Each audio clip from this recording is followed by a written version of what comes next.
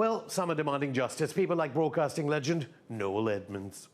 With me is arguably one of the reasons why I'm in broadcasting. With me is Noel Edmonds, the infamous British broadcaster. Noel, I was going to try and have a humorous... Infamous? Okay, famous. I was going to have a funny conversation with you, but you're outside Parliament not because lots of MPs want to complain about swap shop. No, I'm not having much of a laugh in there, but I've been meeting with Lord Cromwell, who is chair of the all-party group on fair banking, and he's showing a lot of interest in Lloyds Banking Group and the aftermath of the HBOS crime, which was described here in this very building as the worst banking crime in British history. We'll obviously get people from Lloyds to respond to that, but these are the banks that were bailed out by the British taxpayer, and you believe that their actions were not the actions of a reputable institution. Well, I don't think standing here is the appropriate time to go into the detail of all this, but the fact of the matter is 6 people went to prison in January, and Lloyds have apologised, they've admitted liability, and they've put into place a compensation scheme. There are many people in that building and many of the victims who feel they are not conducting that scheme fairly, compassionately and swiftly. That's really what it's about. I'm not looking to create massive waves, but we do have a problem in the UK banking industry that needs to be looked at. Why do you have faith in select committees, given that after the billions, hundreds of billions poured in to save the British banking industry at the expense of the taxpayer, very little scrutiny, many people believe, was applied by select committees in Parliament? I think very little scrutiny was applied by almost any of those organisations that form part of what I call the regime. The regulators haven't been on the case. When we've got a situation where independent audits of banks are conducted by the very companies like KPMG who make millions out of them, when you have an inquiry into a bank conducted by one of the big 4 city law firms who make zillions out of the banks, you can't talk about anything being independent. And that's one of the issues that we were talking about, and one of the things that we as a society need to look into. Do we want fair, honest, transparent banking? I suggest that millions of people who have suffered 10 years of austerity want that.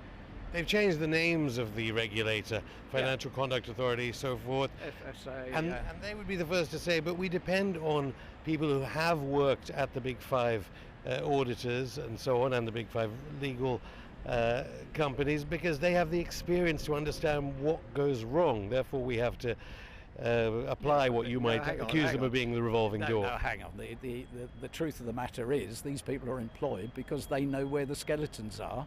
They know how to malpractice. They know how to get away with things without actually breaking the law.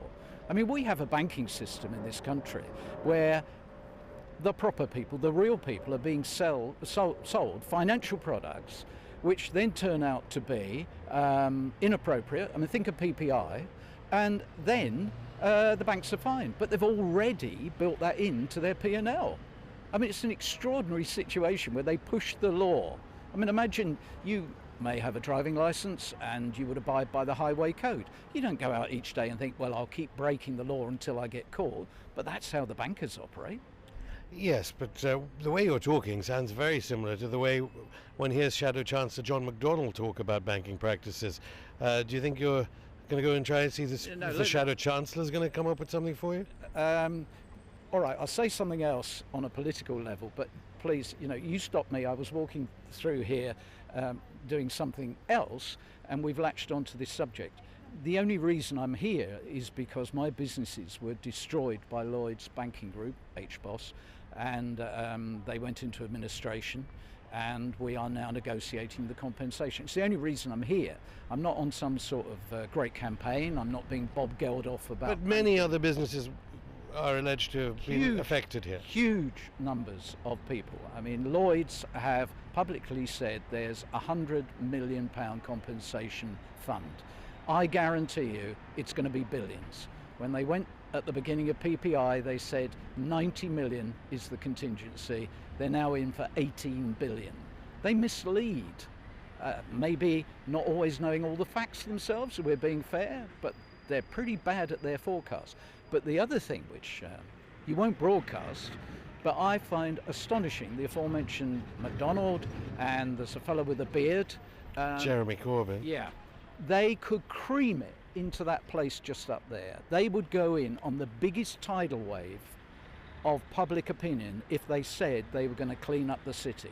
And instead they make stupid comments about student loans and then don't fulfill the promises they made. If Corbyn said, I am going to clean up the city, he could wipe out the Tory party. Bernie Sanders tried to say that in the United States, and it was the party protecting Wall Street, arguably Hillary Clinton, who tried to destroy I don't Bernie know Sanders. anything about US politics, and as I've just shown, I know very little about UK politics.